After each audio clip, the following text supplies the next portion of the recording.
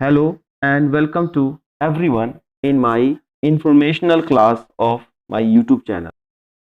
Virtual currency bitcoin एक बार फिर से चर्चा में है। पिछले कुछ दिनों में इसकी कीमत $23,000 से ज्यादा हो गई है, यानी करीब 17 लाख रुपए। इस साल शेयर बाजार में मची उथल पुथल के बीच बिटकॉइन ने 170% से ज्यादा की तेजी दर्ज की है। ये उछाल निवेशकों में बिटकॉइन की बढ़ी मांग की वजह से आई है। समझा जाता है कि इसे लेकर दिलचस्पी और भी बढ़ सकती है, क्योंकि स्टारबक्स और माइक्रोसॉफ्ट जैसी बड़ी कंपनियों ने इसे पेमेंट के रूप में स्वीकार करना शुरू कर दिया है। बिटकॉइन एक डिजिटल करेंसी या कहें कि एक वर्चुअल करेंसी है।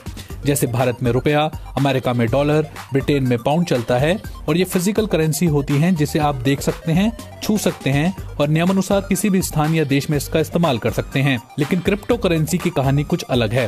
दूसरी करेंसी की तरह इसे छापा नहीं जा सकता, और यही वजह है कि इसे आभासी यानी वर्चुअल करेंसी कहा जाता है। बिटकॉइन के बारे में दो बातें सबसे अहम है। एक तो ये कि बिटकॉइन डिजिटल यानी इंटरनेट के जरिए इस्तेमाल होने वाली मुद्रा है, और दूसरा ये कि इसे पारंपरिक मुद्रा के विकल्प के तौर पर देखा जाता है। जेब में रखे करेंसी नोट और सिक्कों से अलग बिटकॉइन ऑनलाइन मिलते हैं। बिटकॉइन को कोई सरकार या सरकारी बैंक नहीं छापते। एक्सपीडिया और माइक्रोसॉफ्ट जैसी कुछ बड़ी कंपनियां बिटकॉइन में लेन देन भी करती हैं। इन सब प्लेटफॉर्म पर ये एक वर्चुअल टोकन की तरह काम करता है। हालांकि बिटकॉइन का सबसे ज्यादा इस्तेमाल निवेश के लिए किया जाता है। बाजार में बिटकॉइन के अलावा भी दूसरी क्रिप्टो करेंसी उपलब्ध हैं, जिनका इस्तेमाल आजकल ज्यादा हो रहा है। इनमें red coin, Siacoin, Syscoin, voice coin और मोनरो शामिल हैं।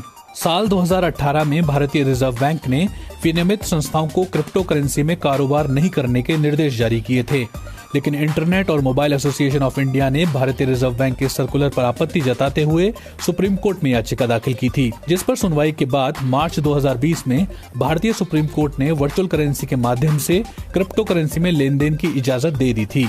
क्रिप्टो करेंसी के कई फायदे हैं। पहला और सबसे बड़ा फायदा तो यह है कि ये डिजिटल करेंसी होने के कारण धोखाधड़ी की गुंजाइश नहीं के बराबर है। क्रिप्टो करेंसी में रिटर्न यानी मुनाफा काफी ज्यादा होता है। ऑनलाइन खरीदारी से लेन देन आसान भी है। क्रिप्टो करेंसी के लिए कोई नियामक संस्था नहीं है, इसलिए नोटबंदी या करेंसी के अवमूल्यन जैसी स्थितियों का इस पर कोई असर नहीं होता। लेकिन बिटकॉइन जैसी वर्चुअल करेंसी में भारी उतार चढ़ाव माथे पर सिलवटे डालने के लिए काफी है। पिछले 5 साल में कई मौके ऐसे आए जब बिटकॉइन एक ही दिन में बगैर चेतावनी के 40 से 50% तक गिर गया। साल 2013 के अप्रैल में हुई गिरावट को कौन भूल सकता है, जिसमें बिटकॉइन की कीमत एक ही रात में 70% गिरकर $233 से $67 पर आ गई थी। अमेरिकी शेयर बाजार वॉल स्ट्रीट के चिंता जताने के बावजूद वहां बिटकॉइन के लेन देन को जारी रखने की इजाजत है, लेकिन नुकसान की आशंका हमेशा बनी रहती है। इसका सबसे बड़ा नुकसान तो यही है कि एक वर्चुअल करेंसी है, और यही बात इसे काफी खतरनाक भी बनाती है। इस करेंसी का इस्तेमाल ड्रग सप्लाई और हथियारों की अवैध खरीद फरोख्त जैसे अवैध कामों के लिए भी किया जा सकता है।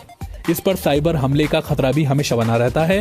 हालांकि जानकार कहते हैं कि ब्लॉकचेन को हैक करना आसान नहीं है। If you like this video, please subscribe my channel.